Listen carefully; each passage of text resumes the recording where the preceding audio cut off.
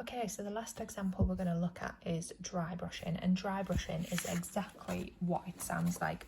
Basically, it's using a dry brush, and you can dry it on a bit of paper towel, you can dry it on a bit of paper, however you want to really. You can run it off between your fingers so you remove all of the wet from it. But essentially, dry brushing, you're just going to make some scratchy dry marks with your brush. So I'm going to dip into the yellow because there's already a bit of wet on my yellow paint. I don't need to get any more, and that you can see there my brush is still quite dry. I'm not picking up a load of water off it. Okay, and then what we're going to do is we're just going to go and try and paint the same section again.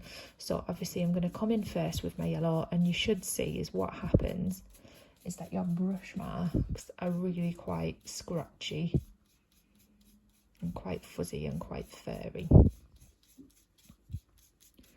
So I'm going to paint the first section in with yellow, and then I'm going to go and get some of that browny colour, and then I'm going to paint some of that in to make some of these orangier tones that we see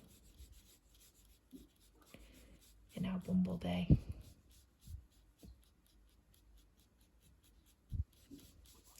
And then I'm going to give my brush a little wash off.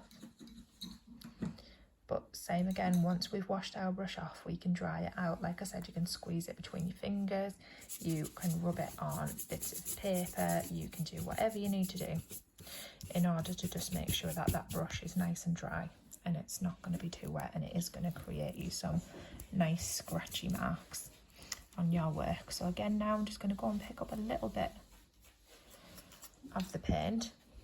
I'm going to go in and I'm going to create some of the black marks up in here in the corner, and there's some little black marks that sort of run over here, and then we've got the ones that come in between there.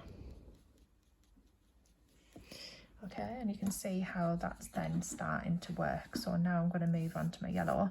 If you wanted to, and you don't like working like this, and you wanted to do all of the yellow, then all of the orange, and then all of the black first, you could do. I just find it easier for me working in this way. So again, just picking up a little bit of my yellow paint down here, a little bit off screen there. And then I know I've got that like highlighty section in the middle, so I'm even going to go a little bit further and wipe a little bit of my yellow off to make it go lighter in that middle, and then push in a little bit harder there. And then this time I'm going to leave my orange until last. I'm just going to work between the black and the yellow. So the next little bit I need to come in and go along like that, and again wipe off.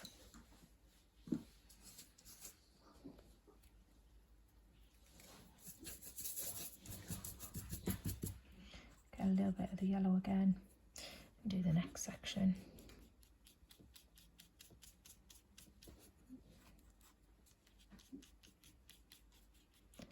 And then the last black section down there at the bottom.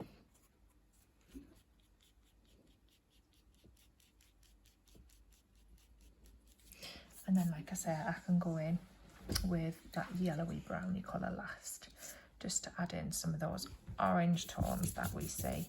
So just giving my brush a good dry off there, because I've just had to clean it.